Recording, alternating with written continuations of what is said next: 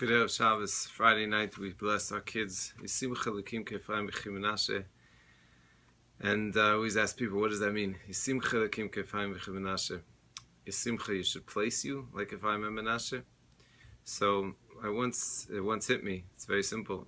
I think it's in Pashas Miketz. It says that Yaakov Avinu says, when he's speaking about the Yehuda back and forth about protecting Binyamin, so Yehuda says, V'asima eini elav.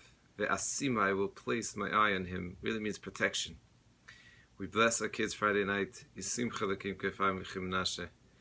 be protected like Ephraim and Menashe. What's so special about Ephraim and Menashe? Why are they chosen as the ones that we bless our kids? They should be like Ephraim and Menashe. They could be like Avram, Yitzchak, and Yaakov. They could be like any of the Shvatim. How did we get to the grandsons? Ephraim and Menashe. So there's many different explanations. One of the more classical explanations is the idea that Ephraim and Menashe grew up in Mitzrayim. That means that they had the challenge of growing up outside of the house, outside of Eretz Yisrael, outside of the comfort zone, and yet they kept to the tradition of Saba Yisrael, to the Jewish tradition. So that's what they're chosen. That's what when we bless our kids, we say, listen, you're not in the comfort zone. You're not in the protective walls and cities of purity. There's going to be challenges out there, and we bless you that you should be able to shine and be who you can be, even when you're surrounding and not necessarily advantageous to what you want to get. But I want to tell you a different explanation, and a very powerful explanation that I think is very nageh, especially to today's world. When we look, Rabbi Chaim Vital says, when a person wants to prepare himself, he wants to prepare himself in order to receive blessings. He wants to prepare himself in order to be able to gain as much knowledge and connection to the Rebbeinu Shalom, to the creator of the universe. What's the stages of preparation? So Chaim Vital says it's midos, to work in your midos.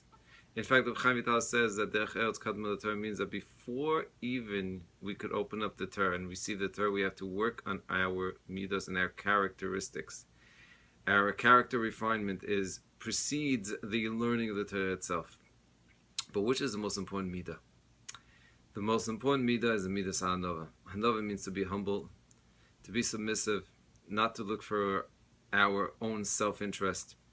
This is not a simple midah, but it's the most precious midah. How do I know it's the most precious midah? Listen to what the Nesiva Shalom says. This is in Daf Shin, in Nesiva Shalom and Chasidus Maimer Gimel. So the Nesiva Shalom quotes a midrash Tanchuma Pashas Eikev.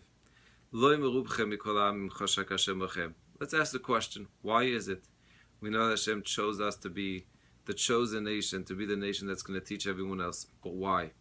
How did we get so lucky?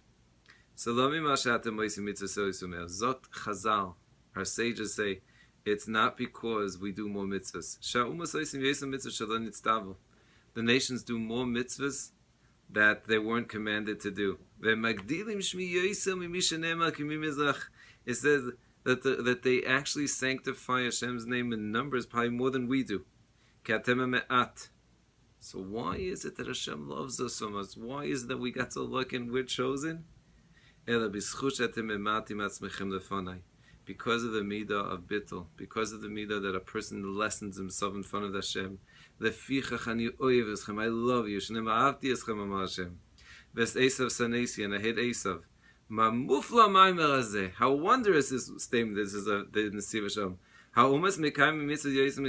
The non-Jews fulfill more mitzvahs than the Jewish people.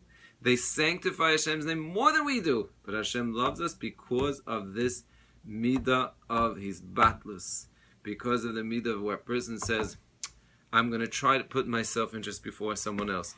When we bless our kids, if I'm a Menashe, even though there could have been so much jealousy, and there could have been so much strife, and there could have been so many arguments and kvetching, if I'm a Menashe stood there and understood and accepted whatever Yaakov Avinu decided is going to be their role in the Jewish people.